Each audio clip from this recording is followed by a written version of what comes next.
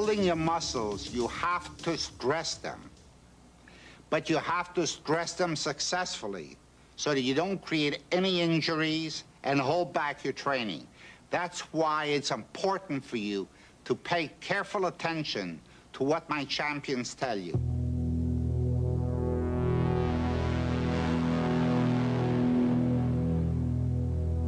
In reference to training aids, it's very important what type of clothing you're wearing, and that depends on the type of training you're doing and also the temperature of the room. If it's very hot, you may want to wear looser fitting clothing. You don't want to sweat too much if you don't want to lose too much body weight. Another problem is if the room is very, very cold and you want to keep your body warm, you may want to layer clothing, one layer on top of the other. The inner layer would be used to sort of wick the sweat away. You see, you get cold and chilled when you get fluid on top of the skin and cold air comes and rushes underneath. So by layering clothing, you wick the cold water away from the body and it's absorbed into the various layers of clothing. The inside you may want to be a cotton to help wick away the cold water. The type of clothing that someone would wear when they're training, it also depends on the type of exercises or the body parts that they happen to be training. If you're training your upper body, it's important that you have the clothing loose enough so that you're getting the appropriate and full range of motion. You don't want your clothing to restrict the range of motion. This could contribute towards a potential injury or a muscle tear. You want to have control over your body and not endure any restrictions. If you're going to be training your lower body, the type of clothing you're wearing is also very important. Some athletes tend to wear very, very tight lower garments when they're training, for instance, doing squats or leg extensions and so on. This may restrict the proper biomechanics of your training techniques. You want to be in control of the biomechanics of your movements and not have your clothing or outer garments restrict the particular biomechanics of the motion that you're going through.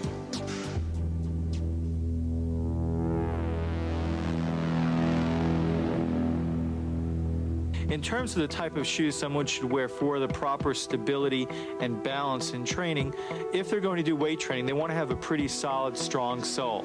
If they're going to be doing endurance training, where they're going to be running and there will be a large amount of ballistic forces, force vectors, as their foot plants on the ground, it's very important that they have a shoe that will absorb a lot of those shock vectors. If you're going to be doing long-distance endurance training where you're having these ballistic force vectors, you maybe want to have a little more width on the shoe as well as thickness in the sole to absorb the shock vectors. If you're going to be doing straight lifting, you want the base of the shoe to be a little bit more stable and harder. You don't want it to be loose to where it can sort of swivel side to side. This can contribute to an inversion or eversion injury of the ankle.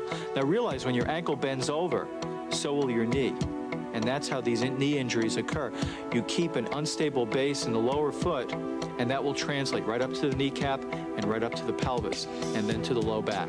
And this is how injuries come about.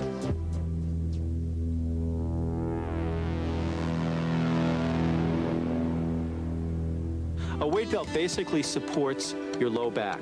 And the reason people use it is low back pain and low back injury. And low back weakness is probably one of the most common injuries we see in weight training athletes, as well as the general population.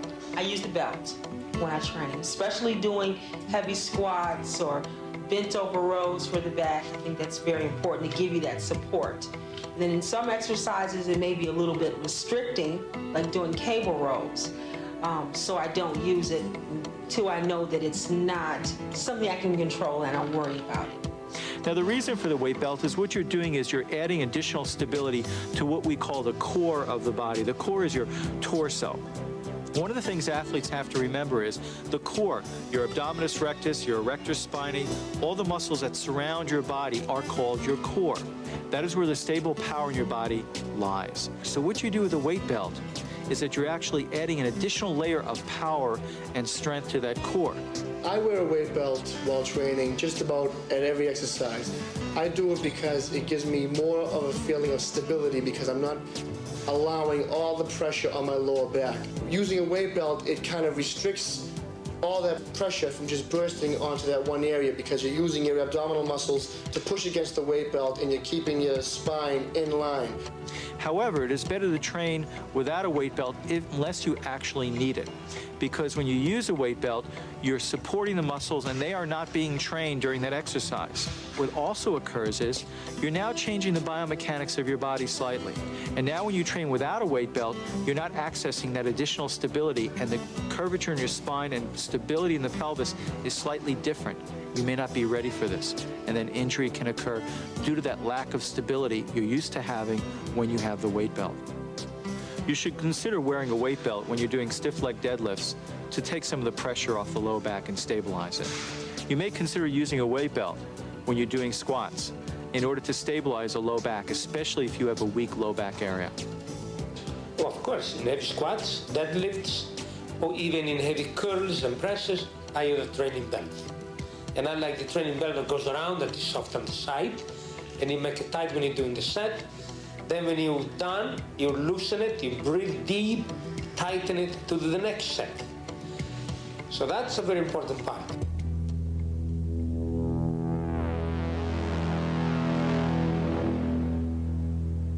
You may want to consider using wrist straps if you do have a weakness in the wrist, but it is important to still train your wrist. But with certain motions, you may begin to experience pain in the wrist. And sometimes wrist straps can help to stabilize the wrist joint and prevent further injury.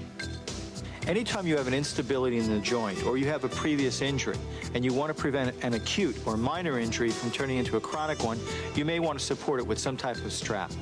For instance, wrist straps are used to help stabilize the wrist, especially in motions when you're going into what we call hyperextension, where the wrist bends backward. This can occur in a bench press, in an overhead press, whether you're using a straight bar or dumbbells.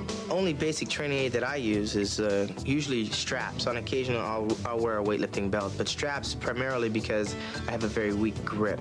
And on pulling exercises and curling exercises, that has a tendency to take the emphasis off of my wrists and off of my hands. I use wraps because my grip isn't as strong sometimes. When you get to those last couple of repetitions in a set, and it really does assist you, and you know, it's like an extra, it's like a cheat. So it helps. You need that sometimes.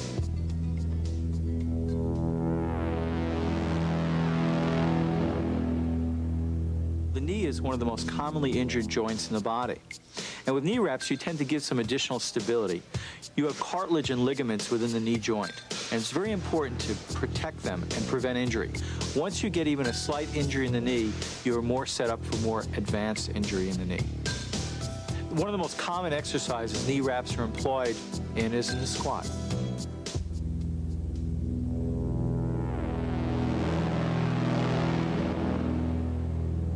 Next to the knee, the elbow is probably one of the most commonly injured joints in the body. And the reason being is people may tend to extend too quickly or too hard, or use too much weight in a fast, jerky type of motion. This causes the elbow joint to snap to its full open position and may cause some tendonitis in that joint, as well as some calcium deposits or tendon injury. One of the most common exercises or series of exercises elbow wraps are used for is any type of motion where you're going through flexion and extension. This can be curls, bench press, overhead press. Any type of motion that will open and close this joint will tend to contribute to injury in that joint. And thereby, wraps are many times used to help stabilize this joint when it becomes weakened.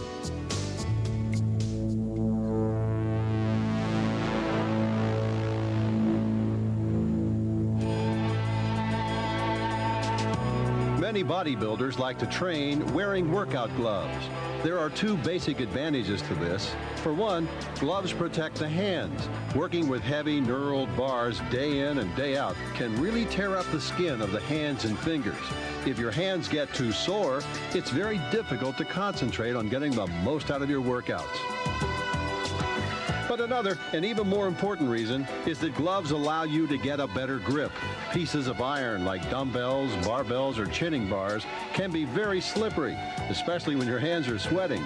And the better your grip, the more intensely and safely you can train.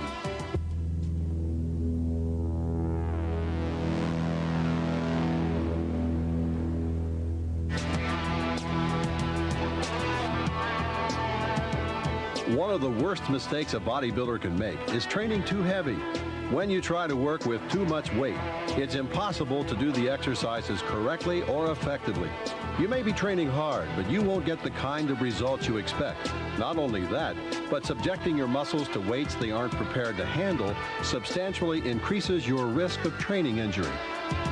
I'm not interested in trying to impress other people in the gym by training with very heavy weight or weight that I really cannot control. I don't go in the gym throwing heavy weights around. You see a lot of guys, they go in the gym, they just start piling weights on the bar, they're grunting, they're groaning, and they're banging out reps or whatever they're doing. I don't do that. Weight doesn't impress me. I go in the gym to improve my physique.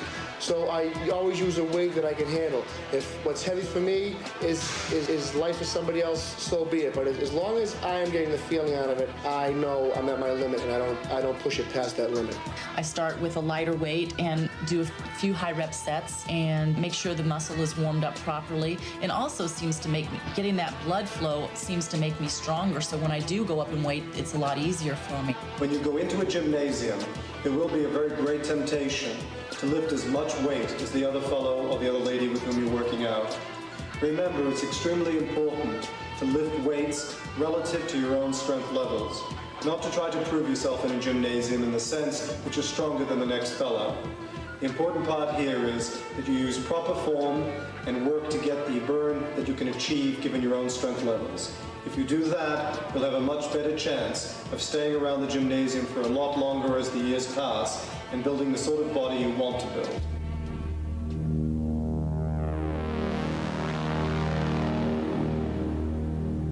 The person who's not familiar with body balance or coordination is often the person who first picks a weight up. I remember the very first time I lifted weights when I was about 10 or 11 years old. What do? We overtrain.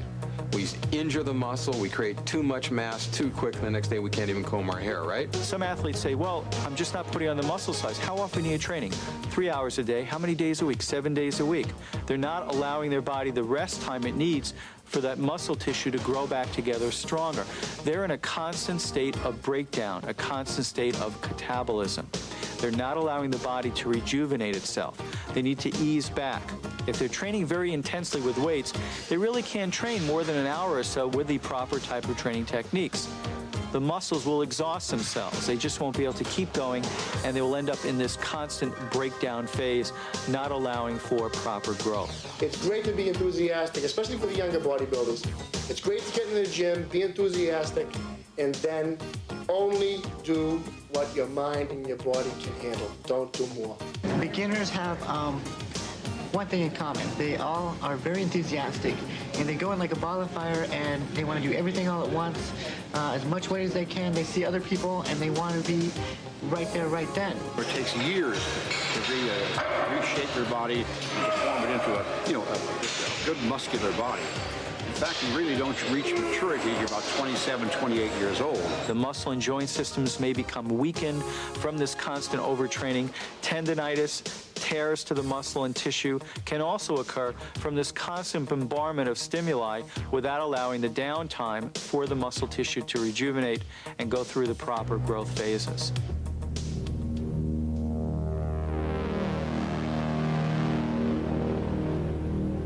Warming up before you train is an important factor in getting the most out of your workouts. Light pre-workout exercise literally warms up the muscles involved, as well as the associated tendons, ligaments, and joints, raises their internal temperature so that they are much better prepared to deal with the stress of heavy training.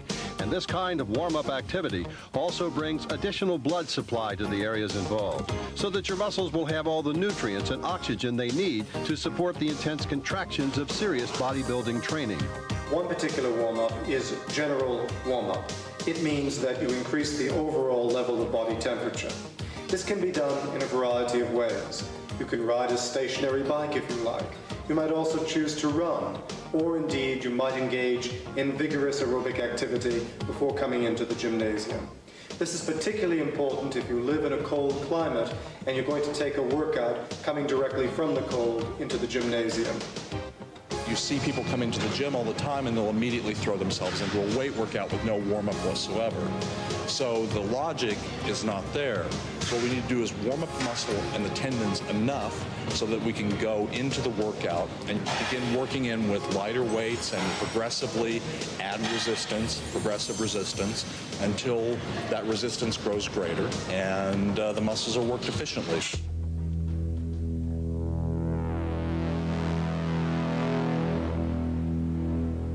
Bodybuilders most often warm up simply by doing light repetitions of the exercises they plan to do in that day's workout. For example, a set or two of light benches, rows, or squats performed before loading up the bar for serious training.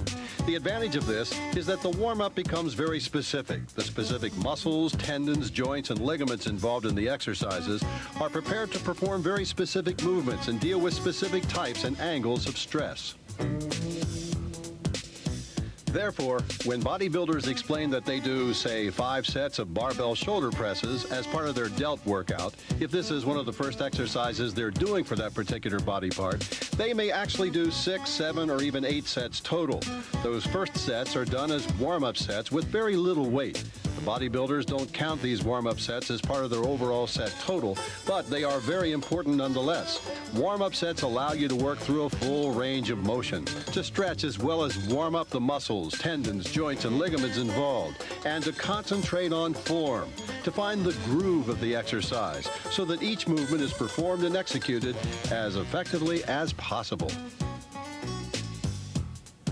If you go in the gym thinking that you can lift the world, that's one thing, but if you don't use a safe approach, warm up thoroughly, stretch properly, and progressively add weight to each set, then you're inviting injury to set in. So I train very cautiously because I know that it could all end tomorrow with a torn bicep or torn pec.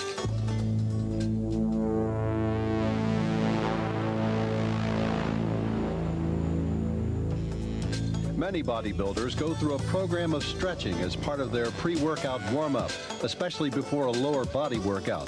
Muscles like the quadriceps and the hamstrings are extremely powerful, and it's easy for them to become tight between workouts. Taking time to stretch these muscles before a workout not only increases the effectiveness of your training, but it also can substantially reduce your chances of incurring a training injury. They also frequently stretch the muscles involved in a workout between sets. For example, grasping the ankle and bending the leg back to stretch the quads, or pulling against something to stretch and extend the lat muscles of the back. Most bodybuilders increase upper body flexibility by doing light sets of an exercise and deliberately working through as long a range of motion as possible, holding momentarily at the position of full contraction and again at full extension. Stretching movement should be done smoothly and gently because any jerking motion sets off what is called the stretch reflex, a mechanism in the body that causes the muscles to contract against your attempts to stretch them as a way of protecting themselves from being overstretched. Avoid this by stretching slowly, smoothly, and giving the muscle time to relax and respond. I'm a big believer in stretching. I think that's very important. Beginning of my workout, I stretch. I don't stretch a lot to the extreme. I just, stretch a little, warm up. I'll even warm up with a bar. What stretching also does for me is it's giving me more separation in the muscle when I stretch and no injuries. So I really believe in stretching. I think it's an important part of weight training. There are a lot of approaches to stretching. Some people like to partner stretch where they have somebody pushing them forward. This can be quite dangerous because you may have a tendency to go beyond the joint ranges of motion and tear tissue, muscle, and even joint and ligament. Very, very dangerous to do this. Important with stretching to go through that range of motion slow and easy without that bouncing or leaning forward type of maneuver.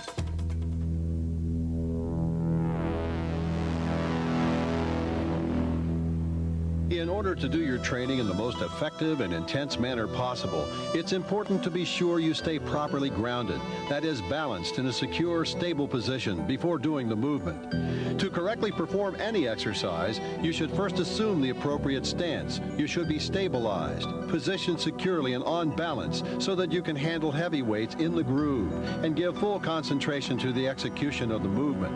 Look around next time you're in the gym. See how many individuals are off balance when they do their set. heads, how awkward and unstable they look when performing certain exercises. This need for stability is why a lot of exercise machines use belts to hold you securely in place while doing a movement. This allows you to concentrate fully on the muscles being trained rather than on trying to maintain your balance. All weight training, however, boils down to one basic principle. If you don't have proper balance, you create injury. Therefore, when we're looking at the weight trainer, the bodybuilder, if you will, but the athlete, the person who's competing every day, the baseball player, the football player, soccer player, rugby player, you name it, you have to have proper posture. Correct posture starts with the feet. And if you don't stabilize your posture from below your knees, you're going to be compensating for foot instability. That foot instability creates further back problems and further neck problems.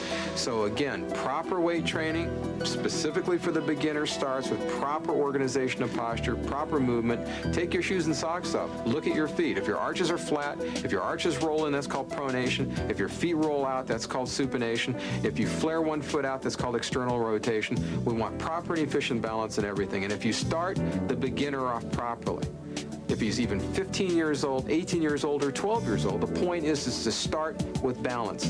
Weight training should start comfortably and efficiently.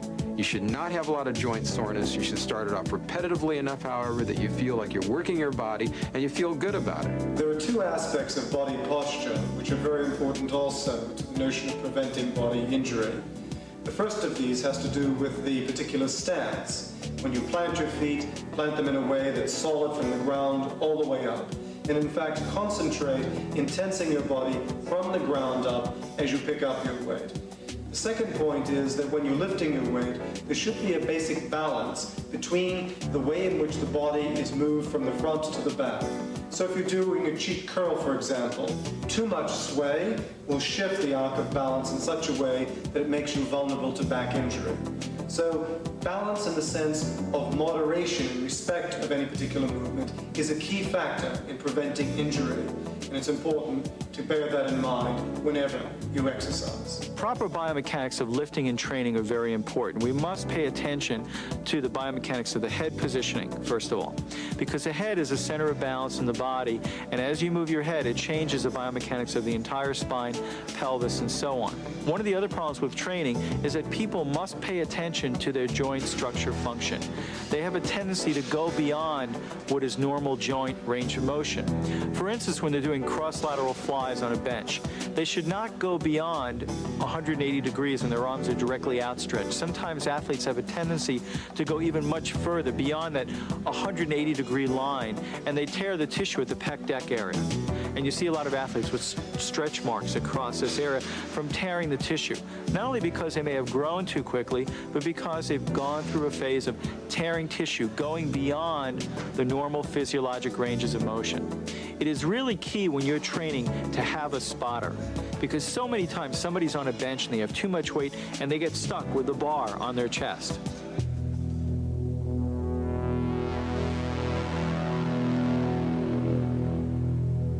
The ideal bodybuilding physique is characterized by balance and proportion, and so is the ideal bodybuilding workout.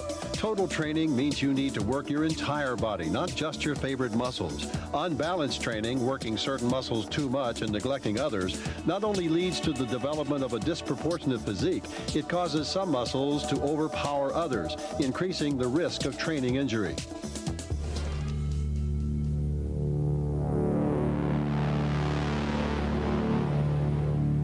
Another important point to remember if you want to avoid injury is that visualization techniques and full focus techniques are extremely important. A visualization technique means that when you come into a gym and you're doing a particular exercise, that you focus very intensely on the exercise you're doing. Perform it in a methodical and strict manner. Visualize the result you want to achieve, but keep your attention on the movement of the weight to be sure that in doing it, that you do not go beyond the points that are safe in the range of motion of the exercise. So if you're doing a curl, for example, that you don't sway your back too intensely. That if you're doing a triceps press, that you don't allow the bar to jam down on your elbows and thereby injure the elbow area. Similarly on a squat, when you squat down, you should come to the bottom very gently, not bounce from the bottom position. Remember, the idea is not simply to go up and down, but rather to feel the exercise all the way down and all the way up. When you do that, you've got 2 reps for every one. Many bodybuilders who are just beginning will tend to throw a weight up and then let it come down as fast as they can. The important part here is to visualize the motion and tense the arms as you're coming up as well as coming down. That way you always have 2 reps for one. 100% mental focus is essential to training safely. You know, of course, the Weider system emphasizes muscular development. That's what we want. We want to make as many gains as possible. We want to put on quality muscle. But within these parameters, okay, we're going to train safely. And that starts by focusing 100% on what you're doing, putting the mind into the muscle. If you don't feel good, if you can't concentrate on what you're doing, then there's more of a chance of injury. You know, you're not concentrating on the weight. You know, you may pull off a weight and there's another plate in front of it and you're not thinking and you pull that weight off onto your foot. So it is important to definitely be there mentally. That's when injuries usually occur. I have to concentrate. If there's any distraction in the background, you know, people coming up to me, I have to stop and say, you know, I'm training and we'll talk later when I'm finished. Remember that an intensive workout is a very serious business, and therefore you should treat it with the serious consideration it deserves.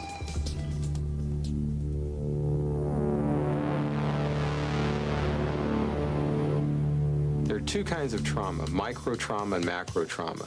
Everybody knows macro trauma. That's like getting hit by a Mack truck. You know, once you get smacked, you're down.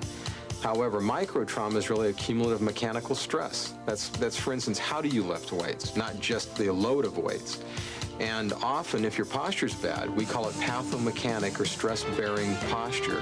You can create injuries. For instance, if all I'm doing is working my biceps instead of my triceps and my chest flexors instead of my upper back extensors, I may develop my posture into a squatting posture. And no matter how much you build or how much larger you want to get, you might actually be injuring yourself just because your posture's bad. So everything that we do in sports science is really built around one word, and that word is balance. Good coordinated physics. We want distribution of weight in the front of your body, the back of your body, the sides of each part of your body. And not only that, but obviously we want you to work your lower body as much as you do your upper body. You know, the weekend warrior, the weekend athlete often screws their body up just because they go out and they work their upper body and forget about the lower body. I've never had injuries myself. I think the reason why is because my forearms been really, really strict. I started with the basics, real light, and I improved, worked up over the years. And I'm confident now mentally. I know I can, you know, what kind of weight I can handle. Probably the most important thing you can do while training to help prevent injuries is just train smart. The person that goes the heaviest isn't always the best bodybuilder. Doing heavy weight is important, but if you can't do the heavy weight with proper form, you're wasting your time, and most likely you will end up with an injury. The majority of injuries take place because of sloppy exercise technique. So what we need to do is we need to look towards making the exercise as perfect as possible.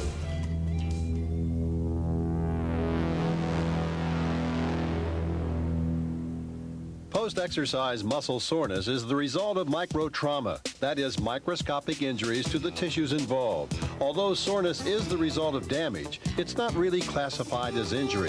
In fact, it's one good way of being certain your workouts have been sufficiently intense. However, when soreness becomes so acute that you can't do your next workout, it's time to back off and reduce your training intensity until your body is more fully adapted to the stresses of your workouts.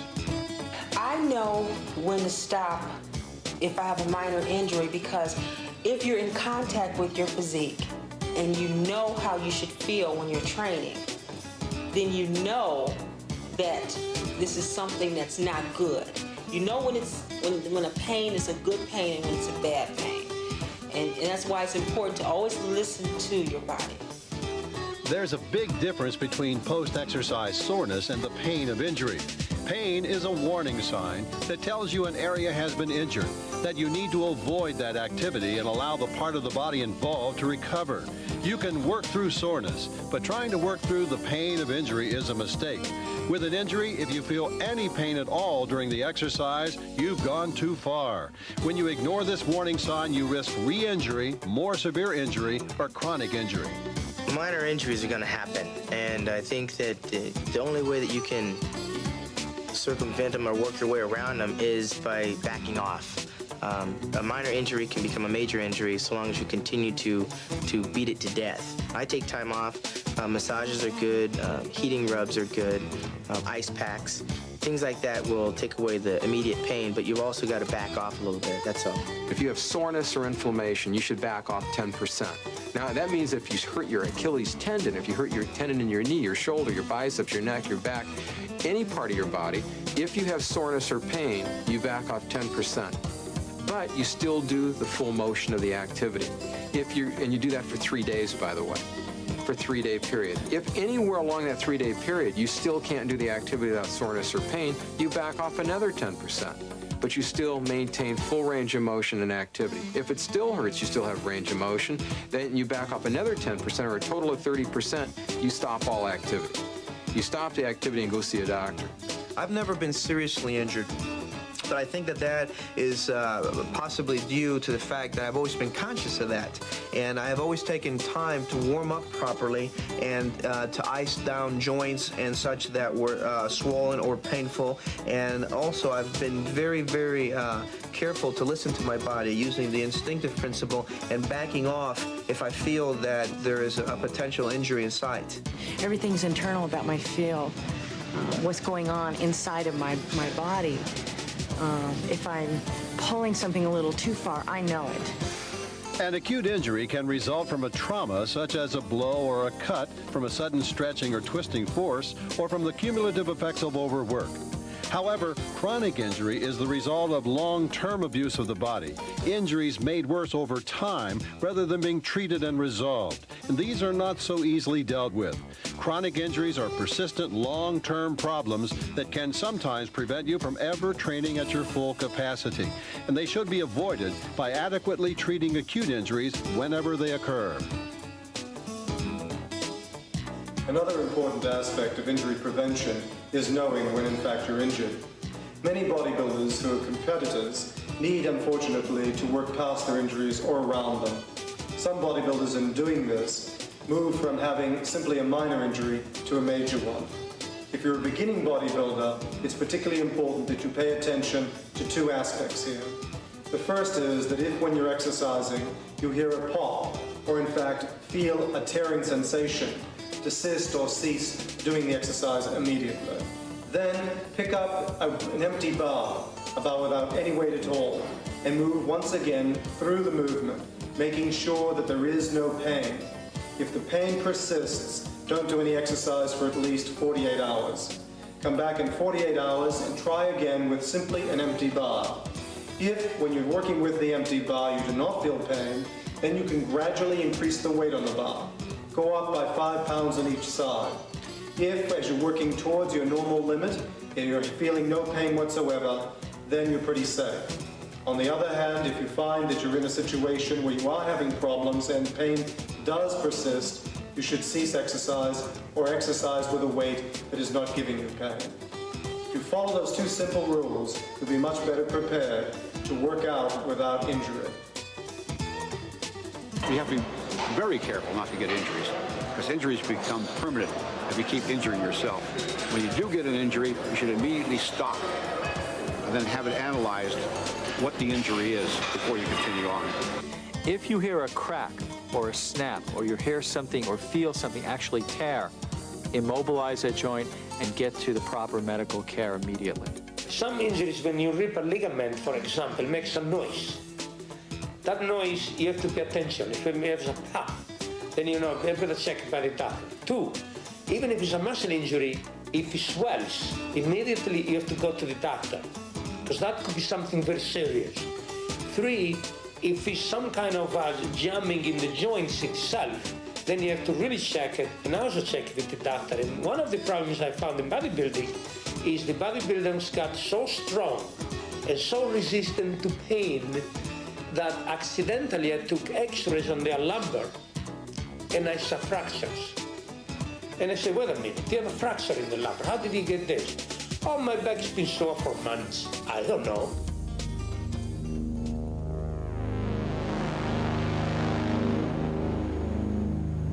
One of the basic principles, if an injury happens to occur, is RICE, R-I-C-E.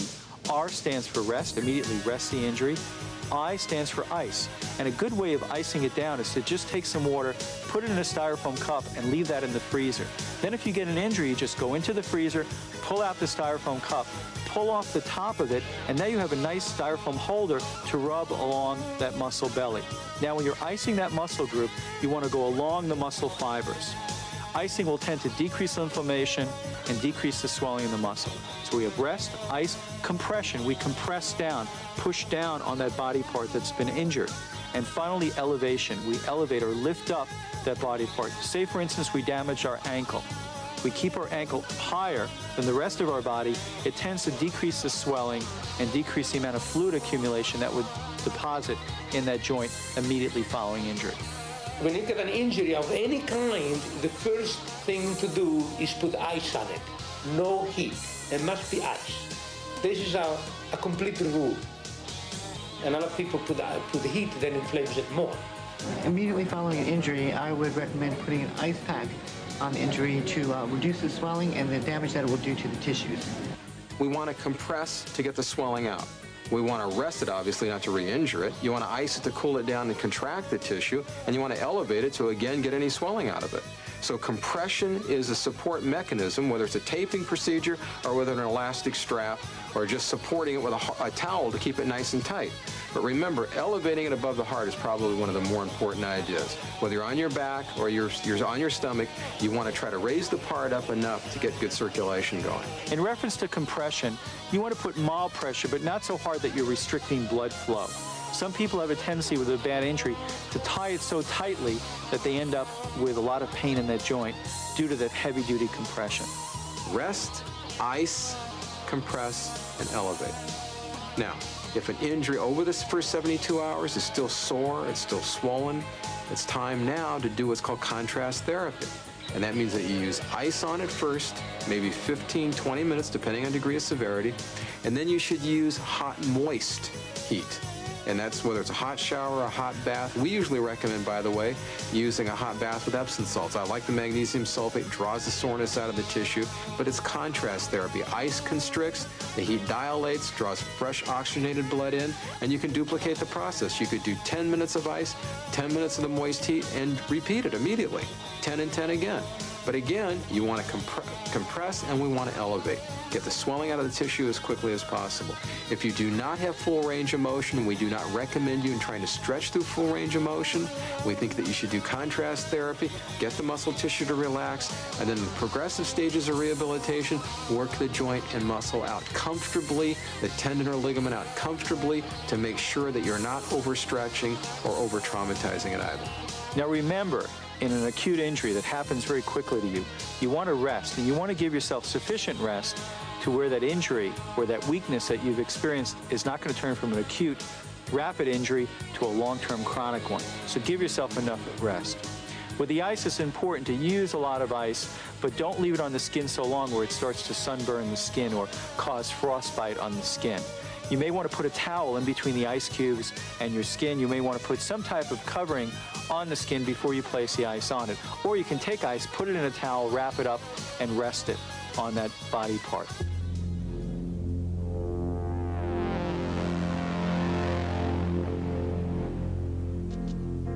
The purpose for taping or supporting a joint is for protection. Often if you have injury, if you have edema, fluid swelling, any of those reasons for, quote, pain syndromes, if you have pain in the joint, you want to protect the joint. And taping is really one of the safest ways to do that. So when you go ahead and stand up, you're going to find out that the tape works like a big spring to protect the knee. Go ahead and stand up right here. See how it bounces? Yeah, it does. It doesn't come loose either. Brand new ligaments and muscles. Forms. So it supports you, yet it gives you, and actually gives you some elasticity to the movement. Massage therapy is actually physically, manually manipulating muscle, ligament, and tendons mechanically. In other words, the therapist is doing it themselves to the patient. One of the greatest benefits is real simple, just increase circulation. the manual person, the doctor, the therapist, whoever's doing the massage therapy themselves, can get into ligament, muscle, tendon, try to stretch out those tight spots, which no matter what kind of therapy you seem to do or what kind of stretching you seem to do, you never quite can get it. And this is where the subjectivity, the patient talking and explaining to the therapist where they feel it is the most important. But the greatest benefit for general massage overall is just, again, simple increased oxygenation in tissue. Home massage can be a wonderful thing if you know what you're doing. If you don't know what you're doing, you may be creating further and greater injury. For instance, if you have a contusion, hematoma, some swelling in the tissue, and you try to massage it out, you might be goofing up and massaging it in and creating further micro tears to the muscle fiber. You should simply be careful, not overdo it. In fact, if you can't rest it, ice it, compress it, and elevate it, you really need to see a specialist. Go to your family doctor. The best thing I can say is to, slow down and learn the techniques of how to live properly right from the beginning so that you don't develop bad habits. Right from the onset, you can develop really good training habits and have a long, healthy, prosperous career in training and lifting weights and conditioning. So when you're young, you get these injuries and you work on, and you have them all the time. You've got to let them rest and heal. So hopefully what you can do at home is simply look at the literature, understand the proper movements, don't do too much. It's better in the beginning to do enough stretching, warming up, warming down before and after you lift weights, and making sure that the joints are warmed up efficiently before you train. This trophy represents the dream of every bodybuilder. And every bodybuilder who has won this trophy in the Joe Weider Miss Olympia event proves to the world that he is the best bodybuilder of the year. The exact identical techniques and principles that these champions use to develop their body to win this trophy is in your hands now. It is up to you to apply yourself, put these techniques into action, put guts behind them, work them hard, and you too will develop a body you can be proud of. The shape, the full deltoids, the pecs, the abs, I want it all. I want the thighs, I want the calves, I want the tight glutes. You give me a man who's tight and fit and firm and hard, and you've got probably Adonis. But it's attainable, and I think every man would probably want that for himself. I know every woman would want it for herself. The future of bodybuilding is very exciting because now people of all ages are now involved in resistance and weight training. 60 years old is not old anymore. We have people in their 70s and 80 years old who look like they're 30. Physical fitness, it not only makes you strong physically, but it makes you strong mentally. Outside the gym, you take that same philosophy with you, and whether it's in schoolwork or it's in business or it's in relationships, you realize that there are no limits, and you get from it what you put into it. Get off your big butt. Get into the gym.